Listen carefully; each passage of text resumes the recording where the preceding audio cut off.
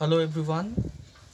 Today I will be delivering a lecture on the Old English period. It will be the first lecture in a series of lectures which I would be delivering in due course. Now, the Old English period is a relatively ignored part of English literature. Obviously, because the contemporary significance of the Old English period is not considered very significant.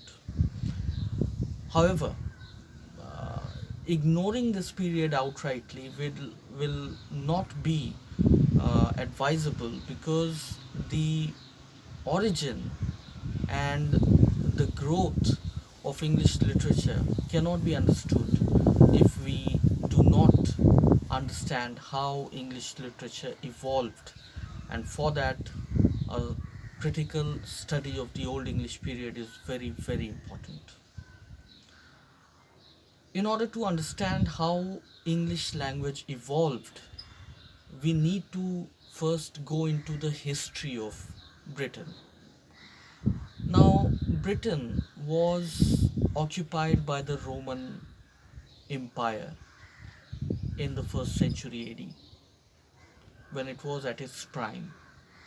However, during the 3rd century AD, the Roman civilization began to decline, and as the Roman civilization declined, the Romans left England to its own fate. And England at that point of time was basically a tribal country with no established form of government.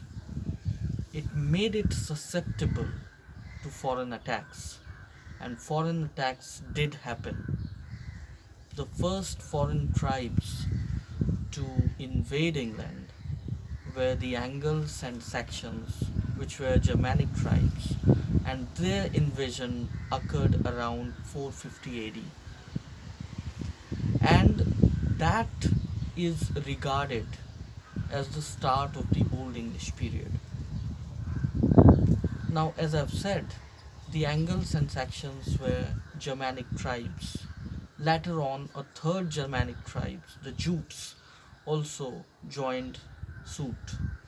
And these three Germanic tribes intermingled with each other in England, settled in England, and the languages they spoke came to be known as the Anglo-Saxon language. Now, this Anglo-Saxon language is nothing but the Old English language. And here starts the history of English language and its literature. As you can see, English is not as old a language as Latin or Sanskrit or Greek. English is a relatively modern language. Now, the language English is also associated with the nationalism of the English people. In fact, the name England has been taken from Angles. Actually, it was Angleland, and then it developed into England, which is the name of the country right now. So, the English literature, the essence of English literature started to be felt in this period. The first literary text that we come across in the Old English period is Cadman's hymns. Around 680 AD, we find Cadman's hymns, and those hymns are written by a farmer in praise of Almighty. The second most important literary text of English literature in the Old English period is Beowulf, the first epic in English language.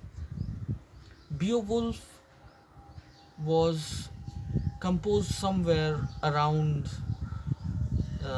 11th century, 10th to 11th century. And the authorship of this text is unknown. It is about Beowulf, a brave general who fights a monster named Grendel and overcomes him.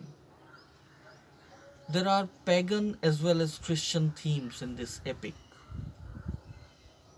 The third very important work of the Old English period is Lamon's Brut. It talks about the history of England and is also regarded as the national epic of England. Together, these two, Lamon's Brut and Beowulf, are considered to be the most significant texts of the Old English period. There are other works also, for example, The Seafarer and Deor's Lament. These two are included in the Exeter book, which came around 10th century AD during the Old English period.